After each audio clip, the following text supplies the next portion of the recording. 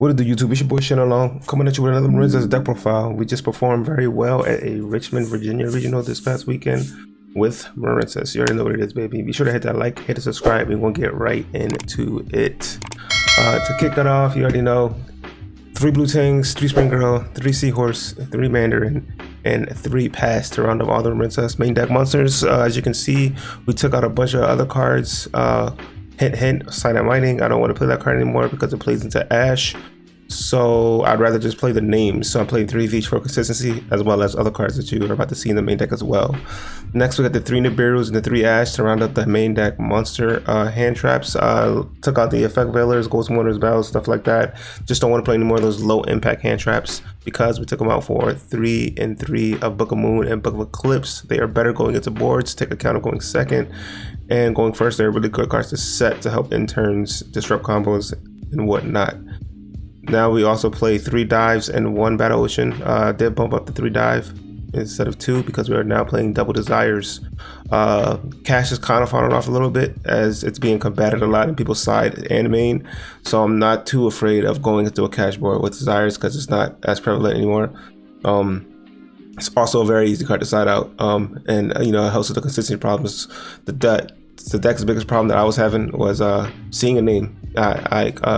Going into boards isn't really too difficult if you have a name. You need a name, and then going first, obviously, you see a name, you got full combo, right? So definitely helps with that. Then we got the 1 feather duster. You know, this is the flex spot for my build. It was either this call by was not as good in testing. I opted for this one. It's very good into a lot of matchups and that performed very well.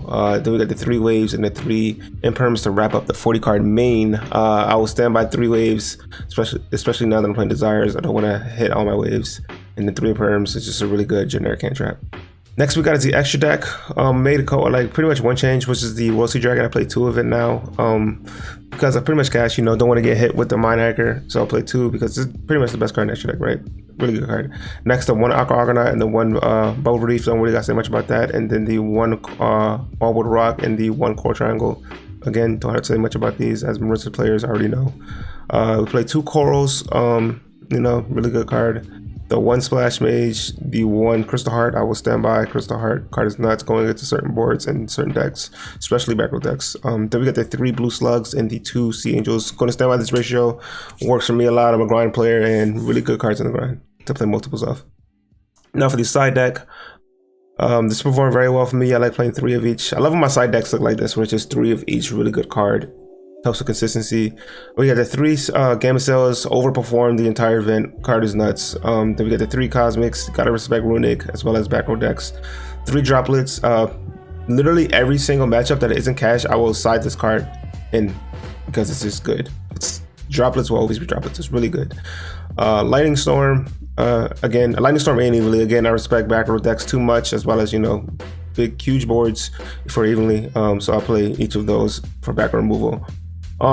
Yeah, in general, the deck did what I wanted to do. Despite my 1 loss, I should have won the regional, but you know, I lost it once. Again, yeah, it's very consistent. I saw names when I needed to see them.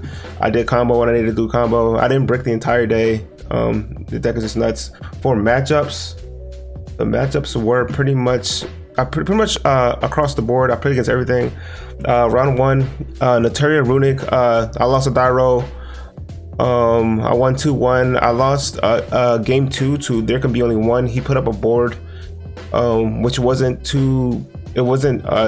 unplayable.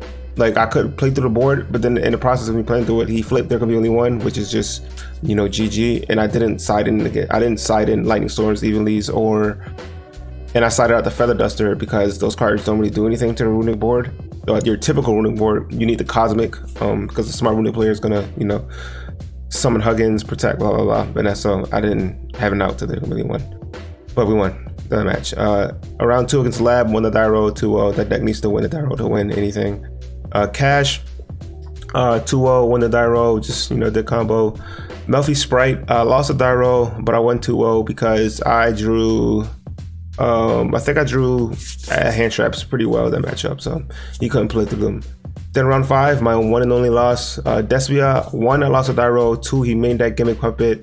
And game 3, it came down to my misplay. I had an option to either stop I lost some time. I had an option to either stop an attack or set up for clearing his board and attacking for the game, and I made the wrong decision with my Book of Eclipse, and it cost me the game. So that was that.